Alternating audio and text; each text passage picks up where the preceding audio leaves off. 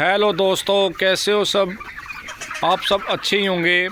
आज मैं आपका भाई साहिल आपके लिए एक वीडियो लेकर आया हूं कि फर्स्ट डे से लेकर लास्ट डे तक कौन सी मेडिसिन चलाएं और उस मेडिसिन के बारे में हमें पता होना चाहिए, क्या प्रॉब्लम में कौन सी मेडिसिन हमें चलानी चाहिए। आज उसके बारे में हम आपको बताएंगे।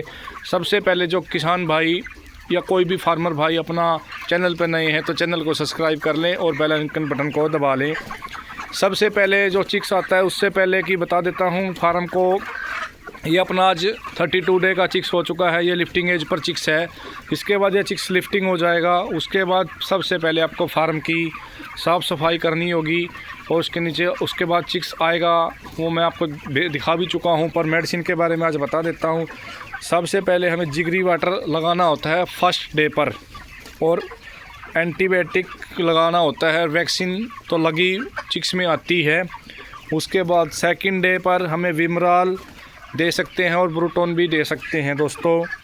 थर्ड डे पर हमें अम्प्रूवल एमएस और विमराल मल्टीविटामिन देना होता है 10 ml के हिसाब से, और अम्प्रूवल एमएस 20 kg बॉडी वेट पर लगता है दोस्तों। उसके बाद चौथे दिन अम्प्रूवल एमएस फिर दे सकते हैं और ब्रूटोन दे सकते हैं। पाँचवें दिन का भी यही शेड्यूल है। अम्प्रूवल एमएस एक प्रोबायोटिक होता है जो कि बर्ड की डाइजेशन सिस्टम में बहुत अच्छे से काम आता है। छठे दिन हमें उसे सिंपल वाटर पर रखना होगा, क्यों 7वें दिन हम वैक्सीन करते हैं या छठे दिन पर आप उसको वैक्सीन कर सकते हो। वो वैक्सीन का शेड्यूल होता है IBH प्लेन उसकी IBD की प्लेन वैक्सीन, जिसको हम गंबारो या लसोटा वैक्सीन बोलते हैं। लसोटा तो तीसरे दिन पर होती है जो स्टार्टिंग में चिक्स पर होकर आती है, पर छठे दिन पर हम IBD की वैक्सीन करते हैं जो मार्केट में हमें मिल जाती है, या कंपनी जो भी आप करना चाहते हो कर सकते हो। 7वें 8वें दिन का यही हो गया। उसके बाद आपको 8वें दिन पर इसको EKRC वगैरह देनी होती है, क्योंकि वैक्सीन हमने की है तो बर्ड को स्ट्रेस में ना आए, इसलिए हमें EKRC वगैरह उसमें देनी होती है। मल्टीविटामिन EKRC होगी या अम्प्रूवल की एक आती है बोतल, वो दे सकते हो, या विटामिन दे सकते हो, जो भी आपके पास विमराल है या कुछ और है। उसके बाद 8वें दिन पे 9वें दिन पर आपको फार्म के अंदर इसमें थोड़ा बहुत अगर कुछ साउंड की प्रॉब्लम लग रही है तो साउंड की आप दे सकते हो रेस्पिरोन जो कफ सिरप आता है, एंटीबायोटिक दे सकते हो। उसके बाद 24 घंटे के बाद 24 घंटे तक कोई पानी साफ़ की दवाई नहीं चलती, पर स्टार्टिंग से आपको सेफ गार्ड या एस्टोटो की डोज 1 ml 5 लीटर में, एस्टोटो की 1 ml 10 लीटर में स्टार्टिंग से चला कर रखनी पड़ती है, जिससे कि आपके फार्म में इकोलाई ना आए और आपका बर्ड स्वस्थ रहे।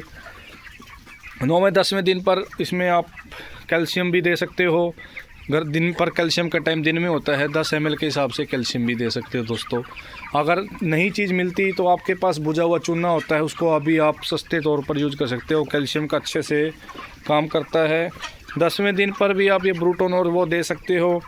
11वें दिन पर फिर आपको सिंपल पानी रखना होगा, क्यों 12वें 13वें दिन पर आपको फिर IBD प्लस की वैक्सीन करनी होगी।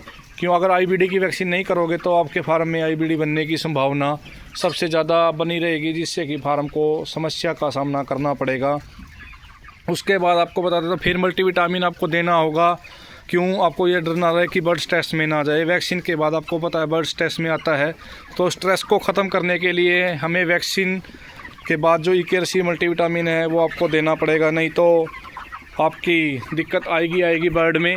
तो इस चीज़ का आपको खास ध्यान रखना है। 13-14 दिन तक आपका बर्ड स्वस्थ हो जाएगा और बर्ड का वेट भी आपका 600-550 ग्राम कर 14 दिन तक क्रॉस कर जाएगा ब्रूटोन। इसके बाद फिर आप दोबारा दे सकते हो। उसके बाद डोज दवाई की जो भी होगी वो 15 ml से 20 ml हो जाएगी, क्यों बर्ड बड़ा होगा, जितना बर्ड बड़ा होता रहेगा उस हिसाब से डोज भी आपकी बढ़ती रहेगी। उसमें आप बीच में B904 भी दे सकते हो या स्प्रे भी कर सकते हो। B904 तो आपको पता है अगर हल्की फुल्की थोड़ी बहुत दिक्कत है वो उस दिक्कत को डिसइंफेक्टेंट का काम करती है। उसके बाद आपने इसमें अम्प्रूवल एमएस फिर देना है 15वें 16वें दिन पर। अम्प्रूवल एमएस की डोज फिर 35-40 kg पर हो जाएगी। उसके बाद एंटीबायोटिक की डोज एक और लगानी पड़ेगी आपको, क्यों एक वैक्सीन और करनी है आपने, तो 17, 18, 19 दिन पर एंटीबायोटिक लगानी है। RL हो गई, रेस्टिकल, मैरीफ्लोक्स हो गई, NRO-BH हो गई, उसको 10 kg बॉडी वेट पर वहाँ पर आपको वैक्सीन के उसके साथ एंटीबायोटिक लगानी है, उसके बाद ही आपकी वैक्सीन होगी, जिसको हम बोलते हैं रानीखेत वाली वैक्सीन। तो उससे पहले हमें 3 दिन का ये कोर्स करवा लेंगे, जिससे कि आपके फार्म में प्रॉब्लम ना आए और ना ही प्रॉब्लम का आपको सामना करना पड़े दोस्तों। उसके बाद आपको ये चीज़ कर उसमें कफ सिरप अगर लग रही हल्की फुल्की आवाज़ है तो आप उस कफ सिरप को देकर और वो एंटीबायोटिक देकर उसको आप ख़त्म कर सकते हो। और 21 दिन पर फिर आपको दोस्तों वैक्सीन करनी होगी NDVH की, जो आपको 24 घंटे तक सादा पानी रखना होता है। पानी साफ़ की दवाई तो आपको पता है कंटिन्यू चलती है और वो चलानी पड़ती है। उसके बाद दोस्तों अपना 21 दिन के बाद आप ब्रूटोन या जिप्रोमिन दोबारा आपको चालू करनी है, जो ग्रोथ के लिए बर्ड के लिए बहुत फ़ायदेमंद चीज़ होती है। अगर बर्ड में दिक्कत नहीं है तो आप वो चीज़ का यूज़ कर सकते हो। रानीखेत की वैक्सीन करने के बाद इसके अंदर कोई भी ग्रोथ प्रमोटर जैसे तरह का आता है वो आप इसमें लगा सकते हो। और पानी साफ़ की दवाई भी आपको रेगुलर देनी पड़ेगी। और बीच में लीवर भी आपको चालू करना पड़ेगा स्टार्टिंग में।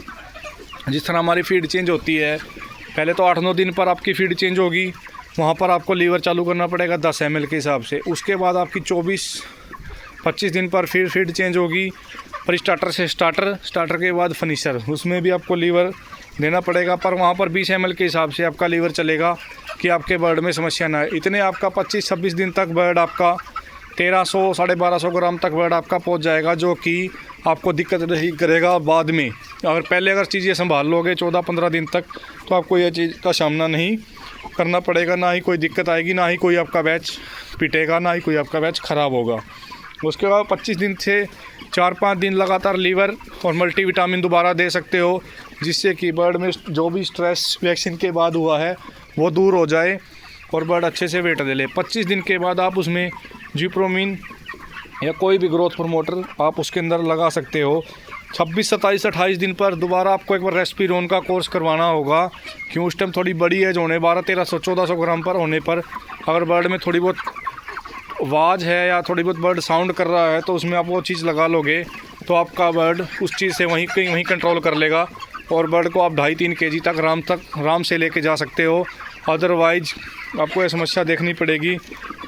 और क्या नाम है, वाटर का तो खासकर ही ध्यान रखना होता है कि वाटर के लिए तो बर्ड को पानी साफ़ का जो भी आप सैनिटाइज़र वगैरह उसमें चलाते हो उस चीज़ का तो आपको फर्स्ट से लेकर लास्ट डे तक वो चलाना है। सिर्फ वो वैक्सीन के टाइम पर ही आपका बंद होगा, अदरवाइज उसको आप कंटिन्यू ही रखोगे तो बेस्ट रहोगे। नहीं तो आपके फार्म में इकोलाई या कोई वायरल का रूप पकड़ लेगा और वो आपको बाद में ज़्यादा नुकसान झेलना पड़ेगा। उसके 28-30 दिन के बाद दोबारा जिप्रोमिन या ब्रूटोन लगा सकते हो, जिससे कि आपके बर्ड की ग्रोथ 30 दिन के अंदर 1600 ग्राम 1700 ग्राम तक क्रॉस कर जाएगी। फिर आपको अपनी बर्ड खुद का टेम्परेचर वो बना लेता है, वो मैंने आपको पहले भी वीडियो के माध्यम से कई बार बताया है। और उसके बाद आपको बर्ड में ऐसी कोई समस्या को नहीं देखने को मिलेगा।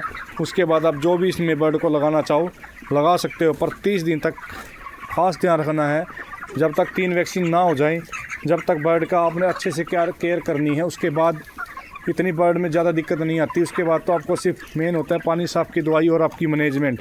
अगर आपकी मैनेजमेंट ओके है तो आपकी बर्ड की जो कंपनी बताती है कि 2.5-3% या 4-5% तक कंपनियां की होती है, या आप बाहर से चिक्स खरीदते हैं तो उसमें भी 2% आती है, तो हम मान के चलते हैं 5% नॉर्मल बैच के अंदर मोर्टेलिटी हो जाती है। इससे भी आपकी कम में तैयार होगा और आपको अच्छा प्रॉफिट होगा। दोस्तों अगर वीडियो अच्छी लगी हो तो लाइक शेयर करना। दोस्तों अभी वीडियो को हम यहीं पर विराम करते हैं।